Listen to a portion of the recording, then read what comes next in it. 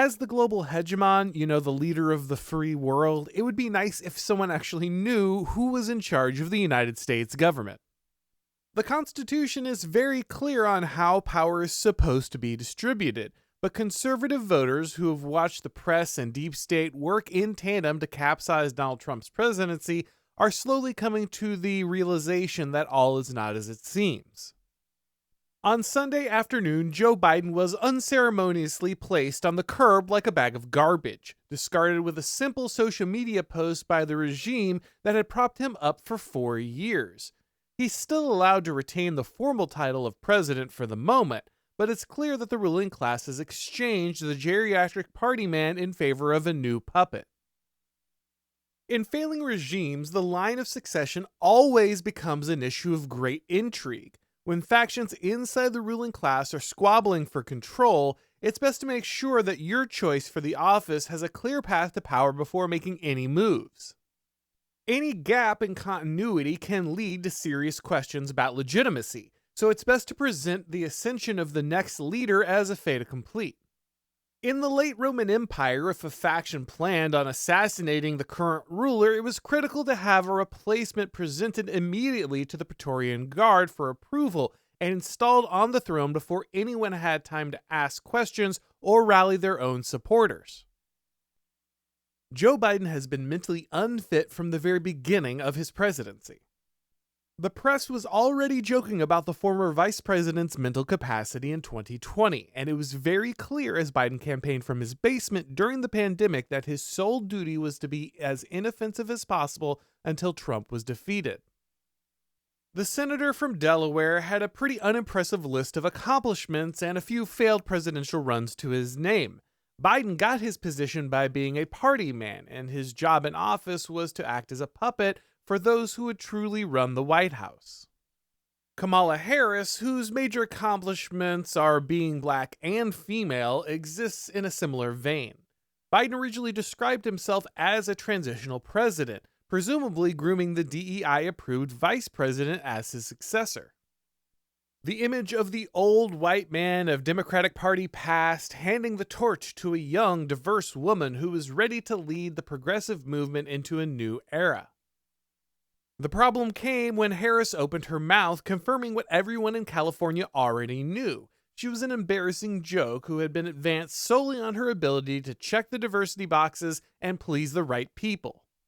Hey guys, let me tell you about today's sponsor, Job Stacking.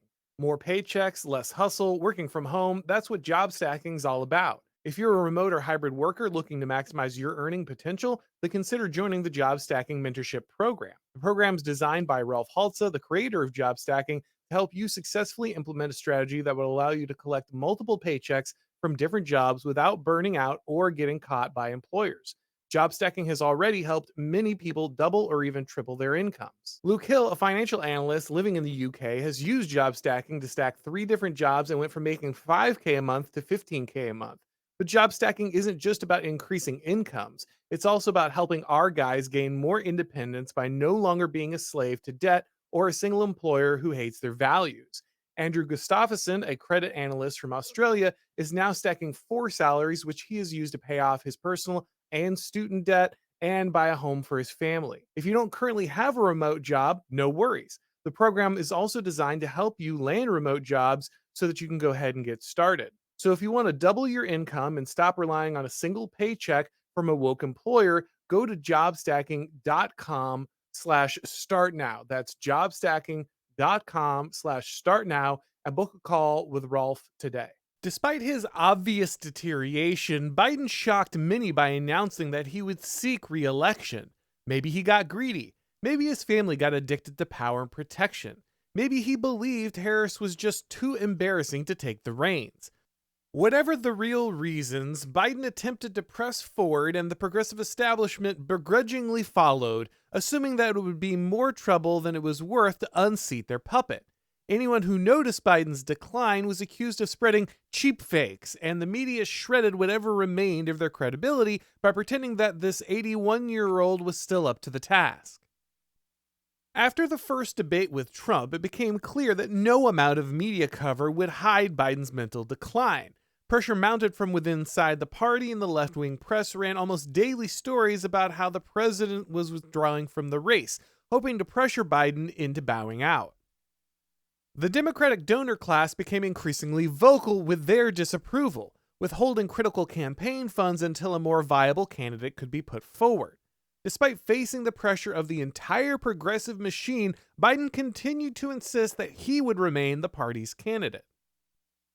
The failed assassination of Donald Trump created a nightmare for the left. The iconic image of Trump standing to his feet and pumping his fists, chanting, "Fight!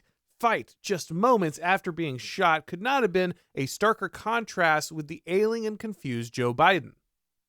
The sitting president suddenly disappeared from view a few days later due to a COVID diagnosis, and despite the fact that Biden had campaign surrogates making the rounds on the Sunday morning talk shows swearing that he would continue to run, that very same Sunday afternoon, a post on Twitter had sealed his fate. It's very obvious that Joe Biden had no intention of leaving the race, and it's also very clear that this concession was made under duress. The announcement that the president, who had supposedly won the most votes in American history, wasn't going to run for a second term wasn't made at a press conference where he was surrounded by supporters singing his praises, or even as a televised address, but it was simply a post of a document on his official Twitter account. There was no audio or visual confirmation that the message came from Biden himself. In previous third world coups, it was necessary to capture government buildings, or the airport, or the television station. In today's world, control of the only superpower on the planet may ultimately lie with the intern who has the president's social media login. With the announcement now firmly in digital hand, the faction seeking to install Harris did their best to make sure that she was the only possible choice. Despite it being a Sunday afternoon, the Federal Election Commission quickly processed the status change of the Biden campaign, placing Harris at the top of the ticket and ensuring that she would receive the attached campaign funds. Several key Democratic leaders lined up to support Harris, and the media flipped the switch, transitioning from their relentless calls for Biden to step down to praising the president as a hero of the Republic for his willingness to step aside. Some party leaders refused to fall in line, most notably Barack Obama, who called for an open convention, but they were in the minority. Despite having never won a single primary in either 2020 or 2024, Kamala Harris has become the presumptive Democratic nominee. In 2024, the people of the United States have had to endure endless propaganda telling them that democracy is on the ballot this November.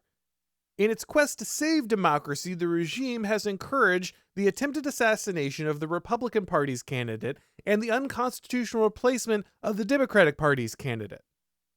Joe Biden's handlers finally managed to peel the old man out of his bed and put him on camera Wednesday night so he could go ahead and affirm his decision not to run.